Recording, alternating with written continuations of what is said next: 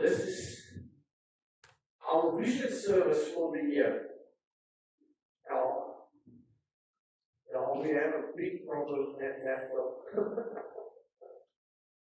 It seems like the license expired, so it doesn't allow us to change our backgrounds and our things that we need. So we pray, God, we need a new laptop in Jesus' name. Amen. Now, most of us already made plans.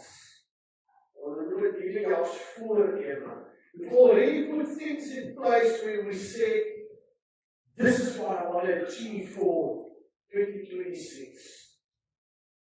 I want to go somewhere with my life. Maybe you are planning a business. Maybe you are planning a family. Some of you started with your family. I'm so glad you have joined us today with little one. We're glad to see you. We've only seen you on photos. So we are so glad that you see us for the first time on the first service of the new year. So we are blessed this morning, thanks to you. But thank you very much for honoring us in this way. Giovanni, you guys as a family, you are a blessing. Thanks.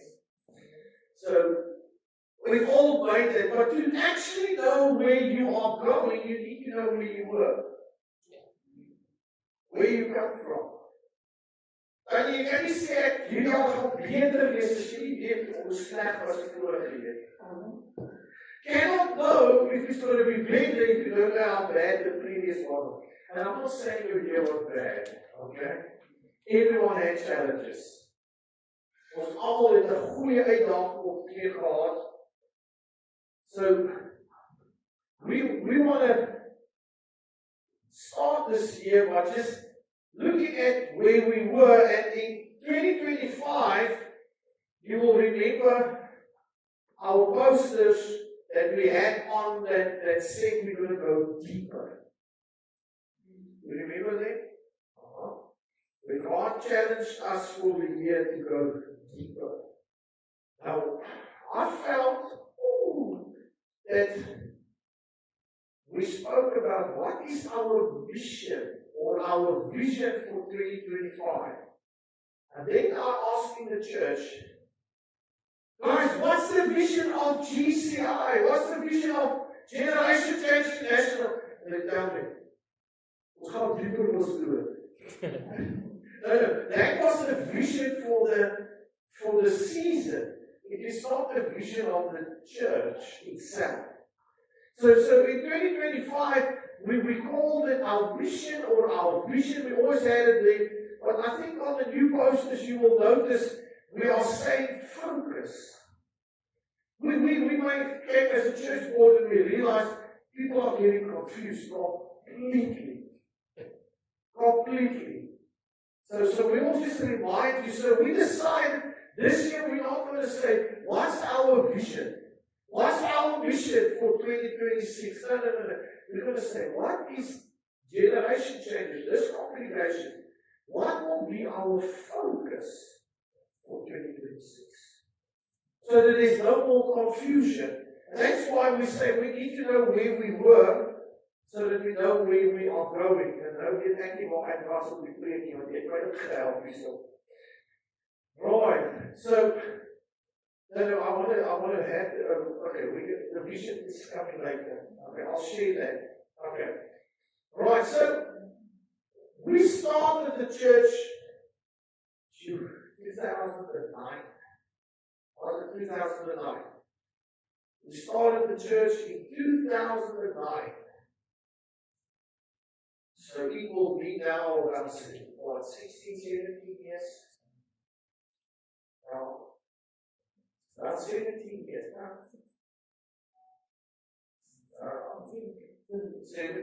17 years.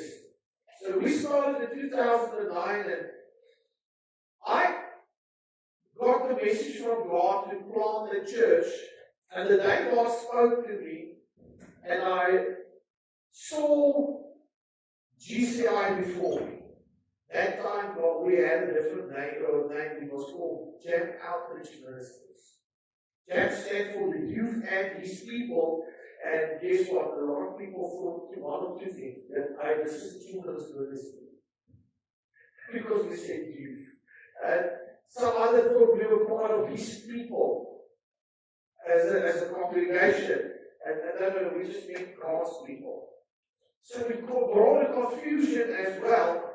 But when God gave us all of that, the only thing I had with me to write was a book and some crayons. I can't remember if I was sitting in the spirit or where, but there was only crayons. So I started drawing the emblem that God gave us. And this has been our signature, our emblem, or for the last 17 years, where we have the three mountains, Father, Son, and the Holy Spirit. We know the significance of mountains in the Bible, where we have the Holy Spirit, or the anointing flowing down like the river, the Word of God, based on the crucifixion. That's why the crown of thorns is there.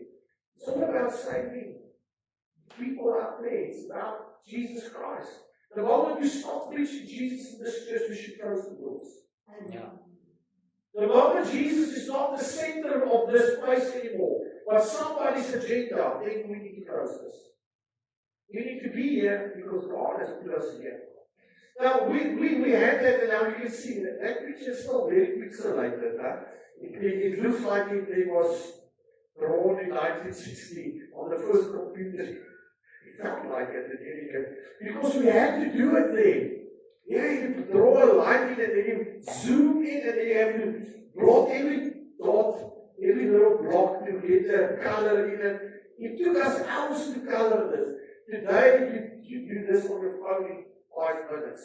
So, that's how advanced it became. So, we had, just before COVID, we had a lovely young lady that was part of our church that was doing graphic designing and so forth. So she asked, Pastor, can I make this a bit more modern? So this is what she came up with, and we've been using that since 2019. So for the last 5 years, that was, we just took the same logo and made it look a little bit more modern. A little bit more, same symbolism, same meaning and everything. And when we started waiting upon the Lord for 2026, God said to us, it's time for a change. It's time for a change. And we've worked hard. You can ask my wife, I've worked months to try and get this in a format that's easy to print on a t-shirt or on a cap, to put it anywhere. And guess what? No matter how much I tried, I failed every time. I failed every time to get it to a good, printable logo. And God said to us, because in last year, knowing where we come from, God blessed us with a new congregation down in Mossel Bay. We've had inquiries of pastors from the West Coast. We've pastors from Lesotho. We have churches that's asking us, how can we become part of Generation Changers International Church? And I said, wow, Lord, what did I do? We just, yeah. God reminded me, He gave me the name.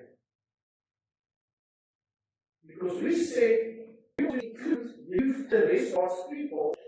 And that name started causing problems, and we spent time to fast. God said generation changes because it includes all the generations. That's how the name generations came.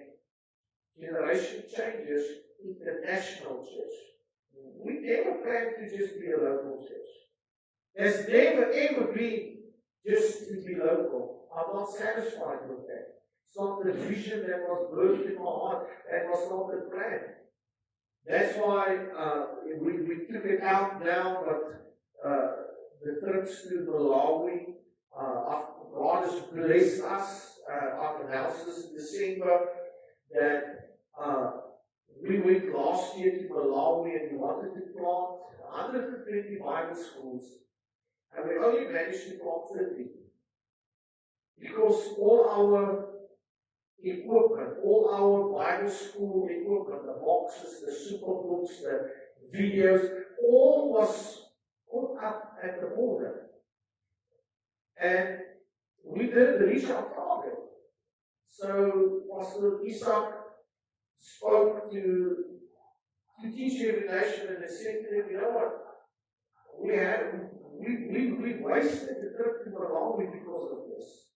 Because currently we have still 120 Bible school boxes lying in the country, of whom 30 has been given out. There's still 90 there just lying. Just lying around. They're in the storeroom. So they said, okay, now what will it cost? No, it will cost us to go back. So we already, David Lee, my plane ticket has been paid for already. Go back to Malawi. We plant the other 90 Bible schools this year. God never intended Generation Changers International just to be a local house. This is our base of operation. This is where we work from. And when we spoke about that with God, God said to us, you can't do that on a t-shirt. It's too complicated. I want to establish Generation Changers from this year on as a brand. You know what a brand is? Come on, if I said Nike, what do you think? That little right mark that's on the side of the shoe. If we saw a movie last night. JP, we saw a movie last night. And you know how they advertise Galitos. Now, if I say Galitos, you see the chicken. The colorful chicken running. That's their logo. If I say KFC, you see the white KFC and F in this red block. Or you see that white picture of Colonel Sanders with the bow tie. That's what the logo is. It's something, when you see it, you recognize it and you associate it with something specific. Like the two golden arches. Who knows what the golden arches are for? Looks like an egg. McDonald's. Oh, sorry. I didn't even have to have the picture. McDonald's. Now, God spoke, as we said, it's time that we establish Generation Changers as a brand. And that's why I never managed to get this thing right. For a simple reason. God had a different plan. There's a scripture in Proverbs 16 that says, a man may plan his ways, but God directs his footsteps. I had plans. I wanted to do things, and God said no. So so those who are have been here on New Year's, you've already seen it. But we chose to hide it again for today, but we will never be eaten after this service again. Alright? But God gave us a new logo. And this is the new look for Generation Changers International Church. Much more modern, much more sleeker. This is what it looks like. Our logo at the top with the church name. And then our 2, 4, 5. Who remember what is 5? 5 is grace. Yeah.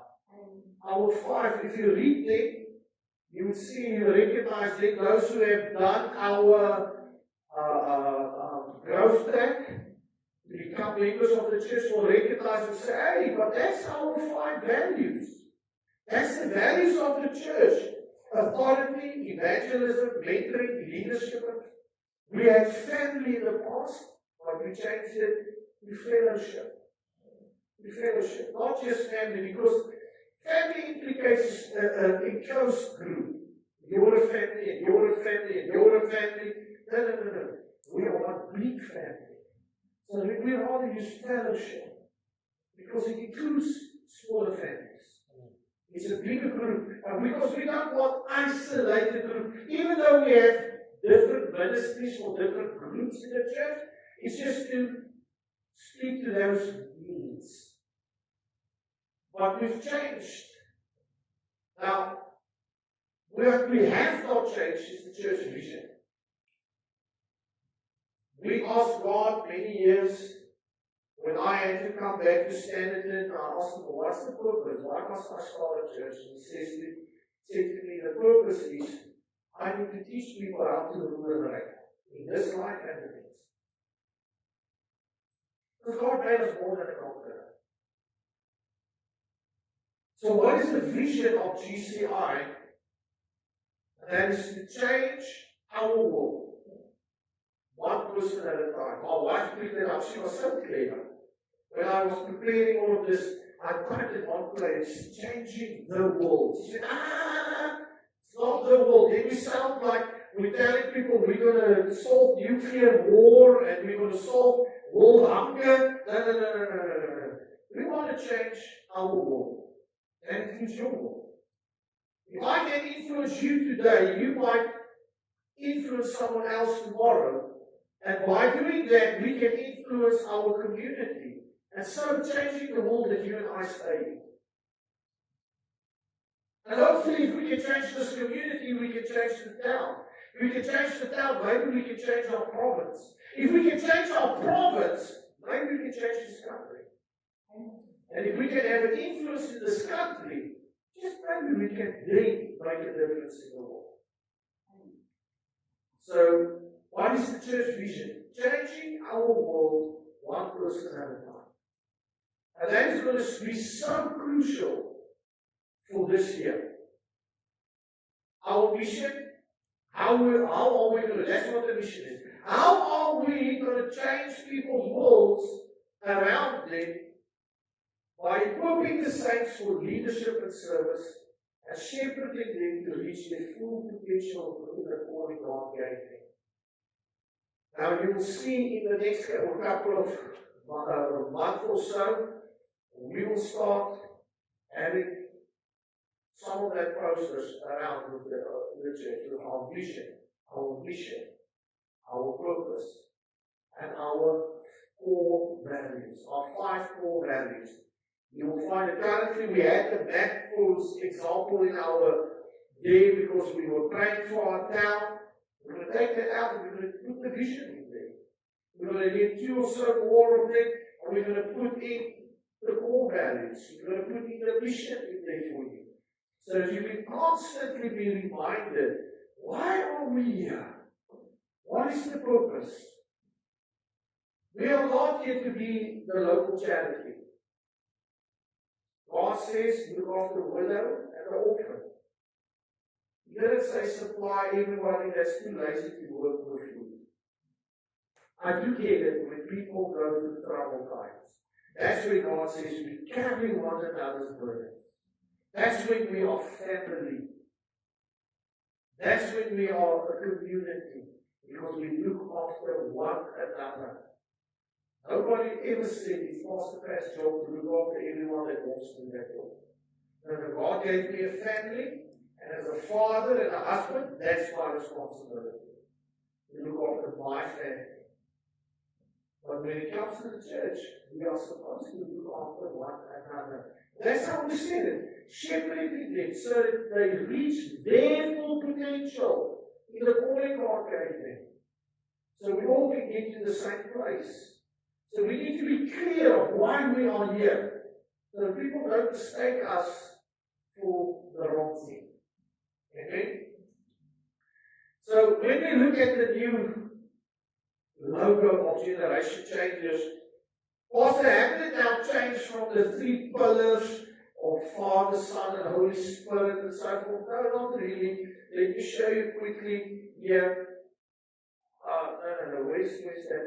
You said those slides are not needed. Alright. Yeah, that's my part. First, we need to show you quickly what our symbol looks like. The first one is generation. You want to be quicker? There we go. Alright. Here you see G for the name.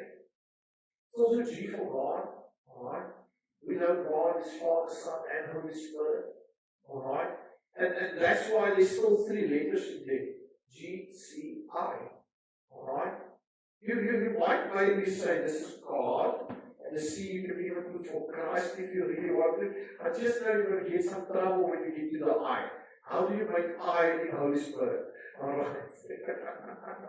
Alright. So we have the G that stands for generations. Okay? We want to do change generations. And then changes. Obviously there will be a C in it as well. Okay. So we have a C in it. A generation changes, and then there's the I for international. Alright, can you see the I? It's in there. Generation change international. It's all part of the logo. So the name is in there, but we are Generation Changers International Church. And that's why there's a cross in the middle.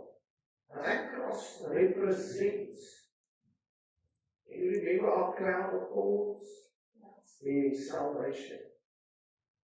It represents the power of God, the Word of God, the Lamb of God that came. So it represents the church there itself. And we are not ashamed to proclaim the gospel of Jesus Christ. Now, you remember our vision, changing our world one person at a time. That's why our G and our C look so close there at the point. Why? Because if you just close those little gaps, you form the world out there. Faster. One person, next one. Next one. You see, these are one in there as well. One person at a time. So our vision, our mission has not changed. You can go on, sis. All right. I'll take over from here. Okay. So that is our new logo. I hope you are as excited about that as we are, because we're going to put this on our clothing. We're going to put this on caps. We're going to put this on different things. And we're going to have it out there through this year and the time that's going to come. Because this will be how people will recognize from which congregation or which church are you. So that if we say the Golden Arches, McDonald's, then you will see the GCI logo with the cross inside, the golden cross. And you'll say, oh no, that's Pastor Pat's church. Generation Changers. Which one of that crazy church get close to the river? Alright. So, what is our objectives for the year? Alright. What do we want to achieve? Can you remember the church has 5 values? Alright. Now, our purpose is to help people to rule and reign in this life and the next. This initiative will focus on spiritual development of leaders, or training leaders, community engagement, and holistic care of members. You see, all of our values are in there. Authority. Just a reminder, we believe the Word of God is our first and final authority. If it's not written, it's not real. If Jesus said it, that's settled. We believe in evangelism. We believe not to steal members from other churches. We believe go out and make disciples of all nations. And then we do believe in mentoring, training up leaders. And that's where leadership comes in as well. Because we believe we want to train leaders and send them out, but we still have to look after one another and care for one another. Because if we don't love one another like Christ, and we're going to talk just now a bit on it, what's the purpose of having a church? Church is to look after one another. And I must say this, that actually includes the members looking after the pastor and his family. Too much in the world as people gone around and gone to the church and see the church as a charity organization where the pastor is responsible for looking after the people. No, the pastor is responsible for looking after the people spiritually. And the pastors was actually told not to have jobs because your job is looking after the people spiritually. So how do I feed my family? Don't worry. That's why I have members in churches. The members will look after the pastor again financially and physically. That's how it's supposed to work. Today, most pastors have to have a second job just to feed his family. Why? Because most of the church come and say, Pastor, give me some of your salary to feed my family. That's not biblical. And we need to change that. If that's the way it works in this church, we need to get back to what the Bible says. We need to get back to what the Word of God says. Why? Because you need to be a blessing. In this church, people, we are a blessing. There's a couple of unspoken rules. We are always friendly. You have the joy of the Lord. So come and smile us to know about. Right? We done that. Yeah? Smile. We're not sour Christians. We have the joy of the Lord. So we are friendly with one another. One of those other outspoken rules is money should not keep you from doing anything in this church. But unfortunately, we can't do everything for free. Why? Because I go to Spar for hot dogs for the youth. I still have to pay Spar. I don't get it for free. So that's why when we do these things, and there's sometimes a budget connected to it, it's not because we want to make money. It's because we have to cover expenses. But as far as possible, we will share the gospel free of charge. We got the word for free, we'll need the word for free. But unfortunately, the hot dogs, the coffee, and the tea, we don't get that for free. Okay. So there's some unspoken rules in the church. Never let finance keep you away. Never. There's always a way and a plan. And there's always, we can pray with you. I've learned this with my kids. When they wanted to go or needed to go on to camps and tours, I asked them to pray. Why? Because there's power in the prayer of a child. Wow. And you know, every time they prayed and God did not give, the camp was cancelled, or somebody got sick, or there was a storm, or it just got cancelled. But the other time, God every time provided the prayer of a child. Wat mag het kant? Jy al vir Jesus gevra. You need to pray and ask for yourself. Amen.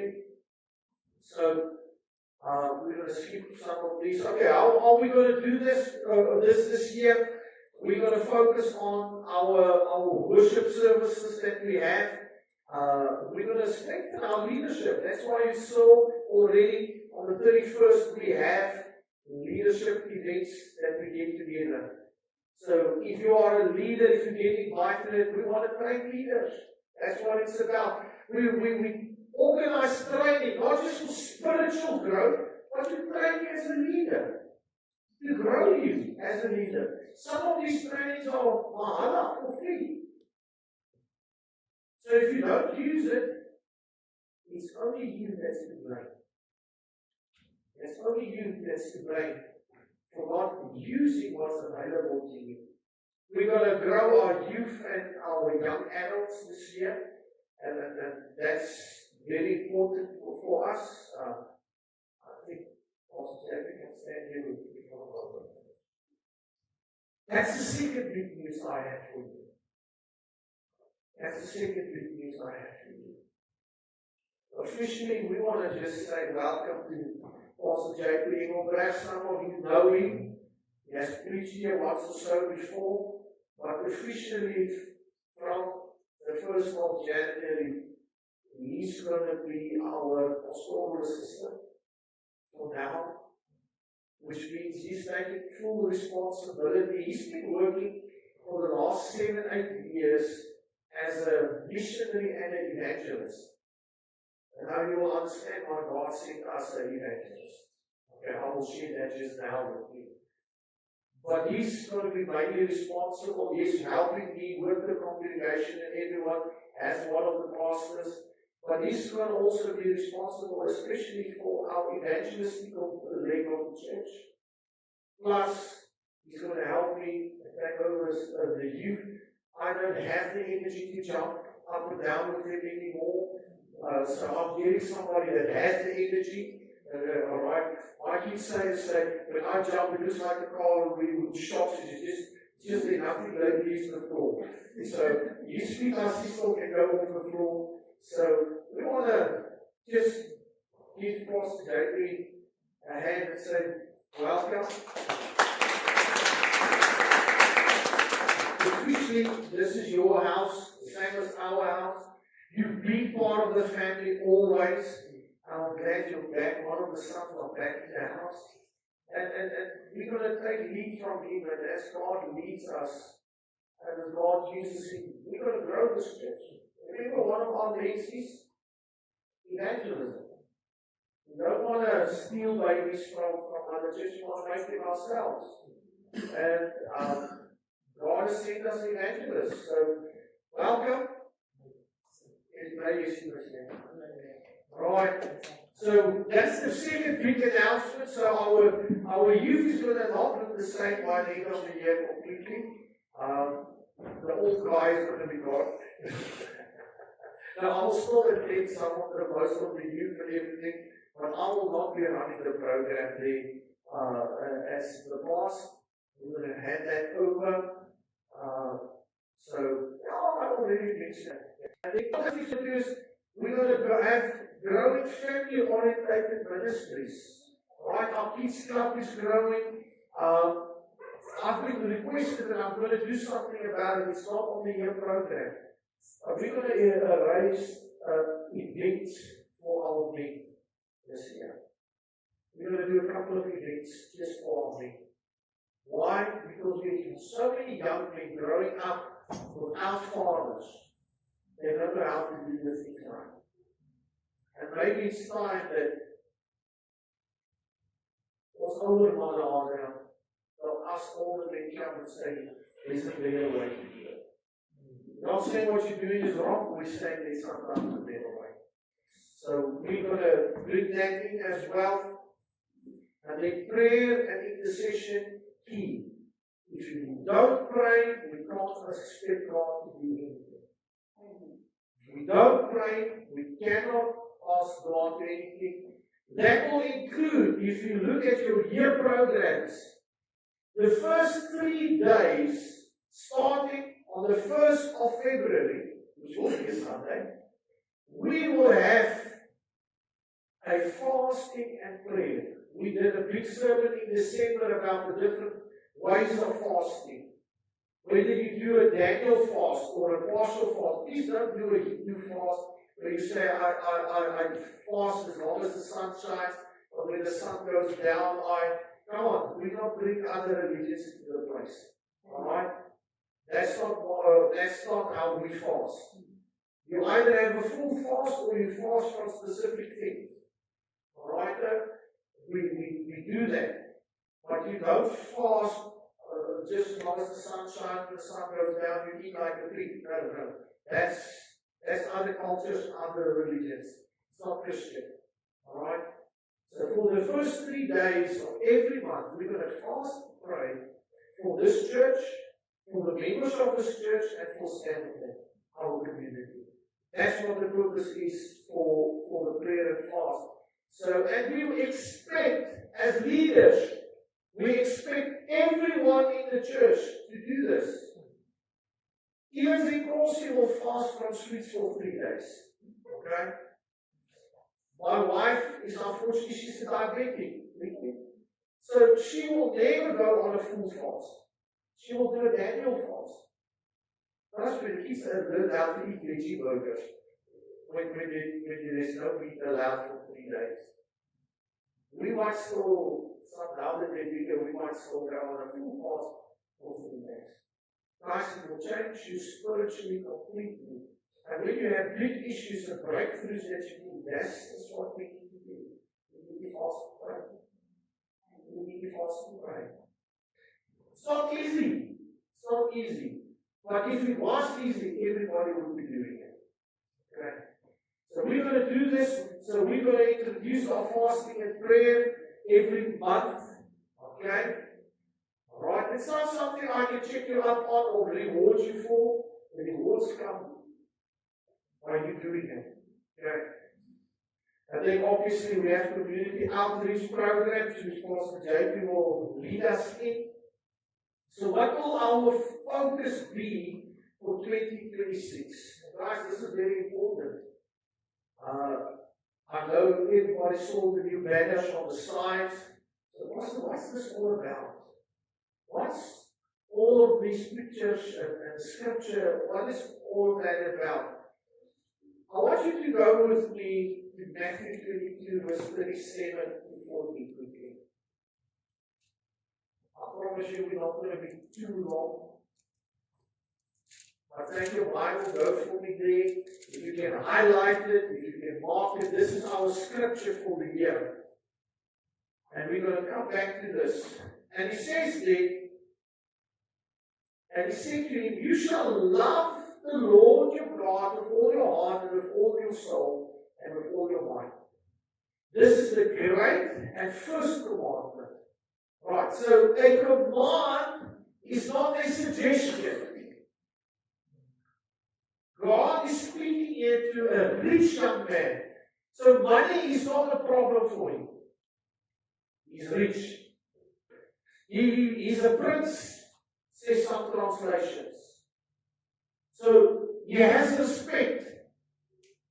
People look at it, so he asked Jesus himself, how do I inherit the kingdom of God? And God says to him, the first thing you need to do, this is a command, it's not a suggestion. If you do not do this, you cannot inherit the kingdom. That's what it means. You cannot inherit the kingdom if you don't do this. He says, the first command is love the Lord your God with all your heart, with all your soul, and all your mind. He tells us what to do and how to do it. Love God and how? With everything you have. He says this is the first, and in verse 39, and a second is like it. So it's equal. It's equal in value. It's equal in importance. So you can't do one but not the other. You will still not inherit the kingdom. The second one is also a command, and it must bear the same weight. It must be just as important as, oh, how I love Jesus. Oh, how I love Jesus. It must be just as important as your love for God. He says that you shall love your neighbor, and he tells us how, as yourself. So in both these verses, or both these commandments, he tells us you need to do two things. You need to do two things, and he tells us exactly how we will do it. Why? Here comes the why. On these two commandments depend all the law and the prophets. Now that's something for us, maybe we don't understand. What's the law? What's the prophets about? Because we are under the New Testament, we are under grace God, so what's this prophet and what's this law type of thing? Well, it's not important to us as Christians. No, I want to say to you, this is very, very important. Unfortunately, this young man just understood it better. God is the same today, yesterday, and tomorrow. God has not changed. God has not changed his mind. How do I know? Because Jesus was sent by Father God to die just for you. He was sent to die on the cross for every generation, every people, every tongue. Doesn't matter what language you were speaking, where you were coming from, what skin color you had, how you brush your hair or your teeth. If you do that, it still loves you. Okay? Everyone smells you, but Jesus still loves you. He says, all the law of the prophets, the break of this, is still applicable today. Still applicable. How come, Pastor? Because listen to what this, I want to point this out to you. It says there, the two commandments, the law and the prophets depend on it. What does the law do? The law was the Old Testament. You know the Ten Commandments?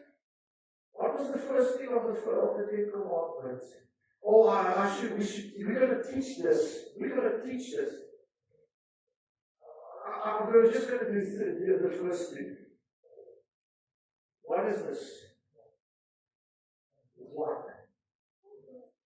Make the Lord God number one in your life. You shall have no other God. What is the first commandment? Love the Lord your God with all your heart, all your mind. You shall have no other God. That was the commandment of the Old Testament. What is two? What is two? It's not one, it's two. How can I spoil it? You shall love the neighbor as yourself. You shall love the people next to you, not around you. Not one. You're never supposed to be alone. You're supposed to have a neighbor too. So it comes from the Old Testament, I know. But what did the law do? It pointed us to Christ that was supposed to come. So all the promises of the Old Testament and the New pointing to Jesus Christ. So he says there, these two laws, how much I love Jesus and how much I love my neighbor. Those two laws showed me to Christ. I'm going to show you this now. How does it mean it showed me to Christ? The law points us to Christ. And then he says, the prophets. What was the job of a prophet? A prophet went to the king or to a person and said, so speaks God. He goes to David, he anoints David and says, God says you are king. So the prophet was the voice from God to give us direction. And again, it guides us to the will of God. What does God want you to do? So the one shows you, the law shows you God. The other one shows you, what does that God want you to do? What does that God want you to do? So, let's look at those two scriptures again, those two verses. And he said, you shall love the Lord your God with all your heart, all your mind, and all your soul. Love it with everything. But can you remember, it said the first and the second are equal. They have the same value, they're equal, they have same importance. How should you love your neighbor? As yourself. Okay. But if I have to put these two and say I have to love, it has to have the same weight. Then mustn't I love myself? Come on. Do you brush your hair, your teeth? If you're sick, do you go to the doctor? So do you look after your body? When you think of things, don't you think first of how will this be to my benefit? When you make decisions, don't you make decisions based on what you need and where you are going? So when you love yourself, your mind, your soul, your heart, your body, all is included in that. And if it has to be the same way, then we love the Lord our God with everything we have. You also love yourself with everything you have. How do I know this? Because you are everything you have. Okay, no. This hand doesn't love me. Throw it away. Chop it off. This hand doesn't love me. Come on, man. Only you can love you. Only you can love you. Have you had stomach pain? You know, does the hand love me enough to say, let me help soothe the pain? Oh, my legs are sore. Your body loves you. Alright? So when we love our bodies, we love it with everything. Isn't that equal in the same way we need to love God with everything? Well, now it comes there, it says in Esther, you shall love your neighbor as yourself. So how must I love my neighbor? The same way I love myself. The same way I love God. Now I can come back and I can come back to scriptures that says, if you kill your brother, how can you say you love God? What does the New Testament say? Even if you speak it to your brother, Raka, then you're a murderer. Why not? So how much do we love our neighbors? Now this is something we need to look at, alright? When this scripture says you shall love the Lord your God, it's usually easy to love God when you hear you're going to hell. It's easy. If you hear there's a heaven and there's a hell, it's easier to love God. Why? Because I don't want to go to hell. Who here wants to die and go to hell? I'll show you that. You can make a quick arrangement. Alright? You make some arrangements afterwards. Alright? Nobody wants to go to hell. So by loving God, there is a reward. What is that reward? Eternal life. I become a son of the Most High God. There is a reward for loving God, and it is something you need to choose. Jesus died on the cross, and now you have the opportunity to say, I want to, and I heard the other day somebody said, you shouldn't preach it this way, I want to give my life to Christ. No. I understand you can't really give your life to Christ. You allow Christ to come live in you. You dedicate your life to it. Just say, giving my life to Jesus is the easy way. Okay? Don't get too theological that you sound stupid. Alright? At the end of the day, we give our lives to Christ. Why? So that we can go to heaven. Because He loved us. We received that love and said, Jesus, here I am. Come live with me. All of my life, take over. It's my choice. And I choose how much I will love Him. Come on, not everybody in the church loves Jesus the same way. Some people love God enough to come to church once a month. Others love God so much they hear every Sunday. Others love Him so much they come and stay at the church. We call it pastor. Second one, you shall love your neighbor as yourself. Now, guys, have you ever had the opportunity, unless you're the owner of the property, to choose your neighbor? Unless it's your property, you don't choose your neighbor. And even if you choose who's going to stay in the granny flat, you can't choose to stay in the property next to you. Who you might have a great shop. You can't do anything in a wrong shop purpose next to you. Huh? A shop you don't like, a shop you don't agree with. We cannot choose our neighbors. But now let me ask this. Ethan, our neighbors, Ethan was on Friday. We wanted to visit the neighbors ourselves. Because we were planning, I think we had pasta and mince or something. I was cooking, by the way. I was busy cooking. But you know what? There's just something about meat on the grill. Yeah. We went outside the front door. And who's having a bride? And your nose is leaving you. Who's having a bride? Suddenly the pasta mince doesn't sound that nice anymore. Alright? Even if you cook it yourself.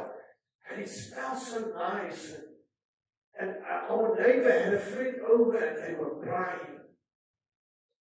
Did that friend suddenly become my neighbor now? No, he's just a visitor. He's just a visitor. He's not my neighbor. We share the road with people all the day. Whether you are driving or whether you're in a taxi or whether you're walking, they go past you. Are they your neighbor? a neighbor? The fact that they stop to spend time. Otherwise, they're just passing by. But when you stop, the neighbor spends time in the property next to you. You get to know, oh, the neighbor has 1 child, has 2 child, has 5 wives. You get to know all of what is happening there. You hear when they fight and don't fight. You hear all of this. So when you have a neighbor next to you, it's not your choice. It's not your choice who God sends on your path. It's not your choice. But you can make the choice to love them like you love yourself, or to ignore them. Some of us ignore our neighbors. You don't even know what's your neighbor next door's name. Yeah, I'm guilty. We have neighbors that moved in now recently, but they've been away for half of December. I haven't even met that guy. I've seen him. I know what car he drives. All right. I know what car he drives. But do I know his name? No, I was not been formally introduced. But are we neighbors? Yes, we're neighbors. It's God's choice. Just listen quickly to what Psalm 23 verse 6 says.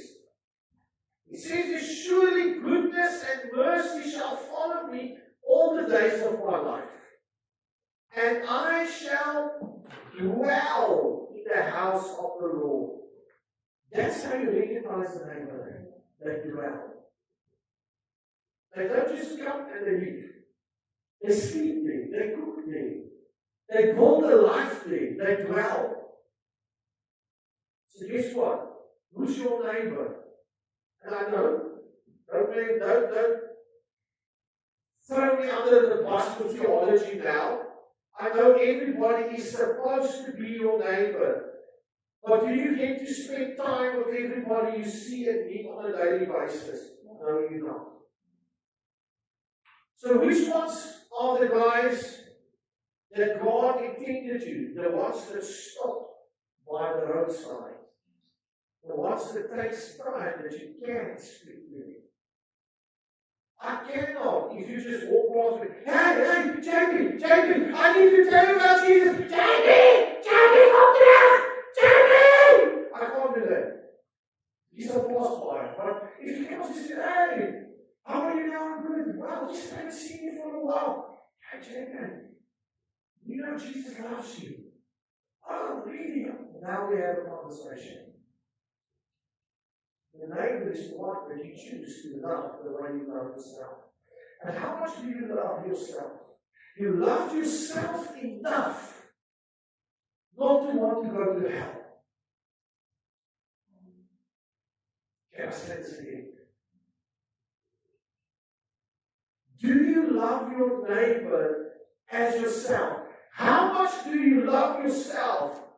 Do you love yourself enough to accept Jesus so that you won't go to hell? So can I put it like this? Do you love your neighbor enough to share Jesus with them so that they don't go to hell?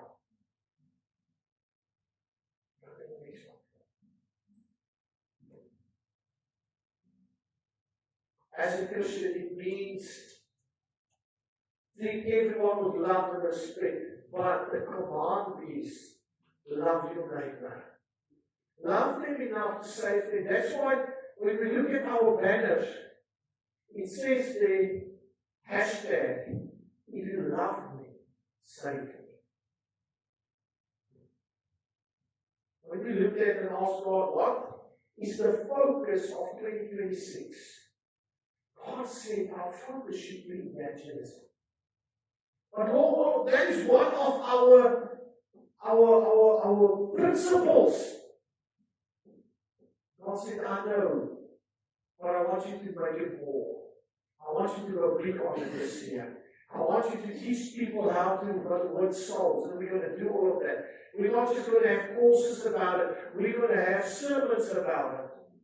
And we're going to train you and teach you how to go outside. And we're not just going to do that, we're going to go outside. What's the use we teach our youngsters on a Friday to share the gospel, but they never get the opportunity to do so? What's the use we ask you to pray for your neighbors, but we just keep it here? It's time that we learn how to pray for someone else and become somebody's prayer shield.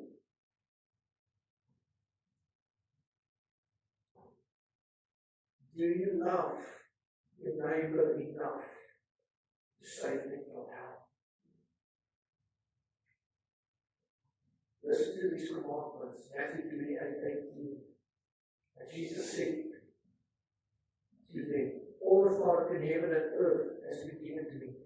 Go, therefore, make disciples of all nations. Baptize them in the name of the Father, the Son, and the Holy Spirit. Teaching them. Did God change from the Old Testament? This is Old New Testament. Did God change? Did the two laws change in God's heart? Never! If you love me, save me. Mark 16:15, and he said, to go into all the world and proclaim the gospel to the whole creation. Whoever believes and is baptized will be saved. Whoever does not believe will be condemned. I don't want to be the reason why somebody's going to hell. Luke 24:45. Then he opened their minds to understand the scripture. He said, this is what is written, that Christ should suffer and on the third day rise from the dead, and that repentance for the forgiveness of sins should be proclaimed in His name to all nations, beginning from Jerusalem.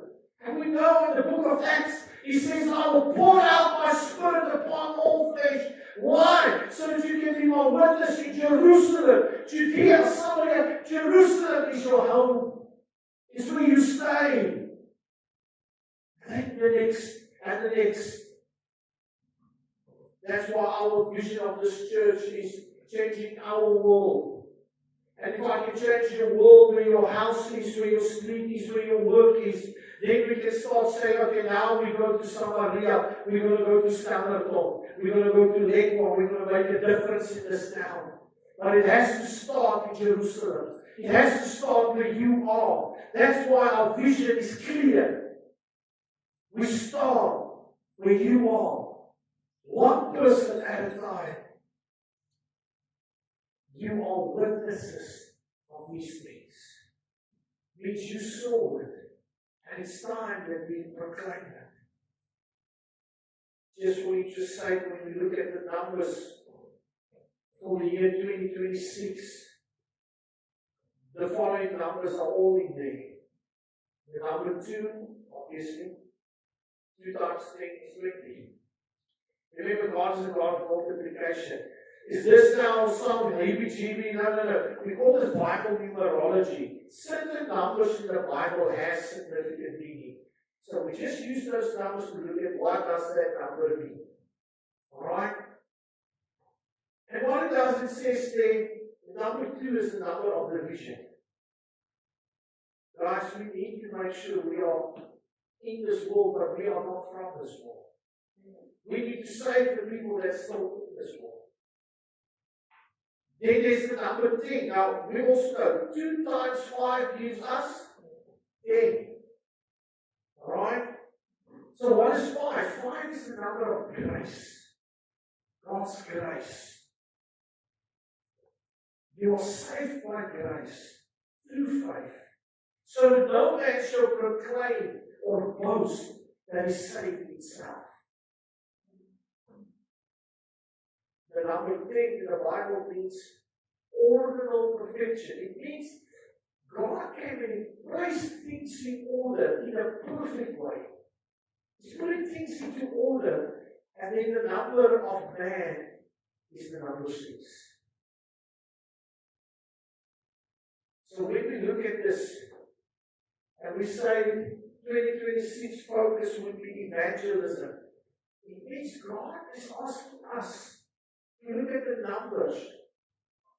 Because we are living in a sinful world, because there's a division between God and this earth, God is asking us to put things in His ordinal perfection. Why? By doing evangelism. bring man under the grace of God.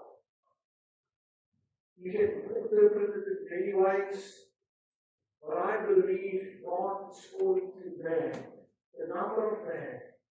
It's time to get saved. It's time to give your heart to Jesus.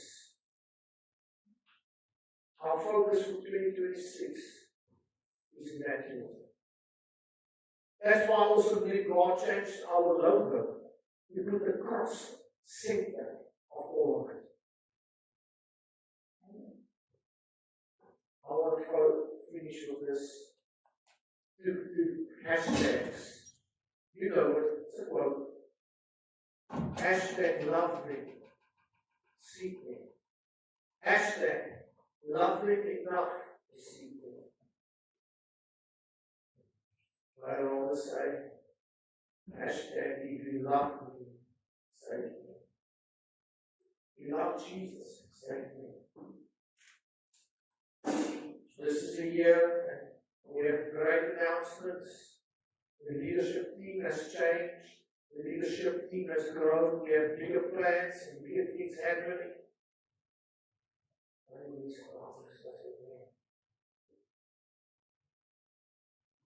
But the fact of the matter is, God is calling us to make disciples. Where's your heart? Do you love God? That's the first commandment. Love the Lord with all your heart. And the second that's equal with it is love your neighbor as yourself. We want to go over into communion.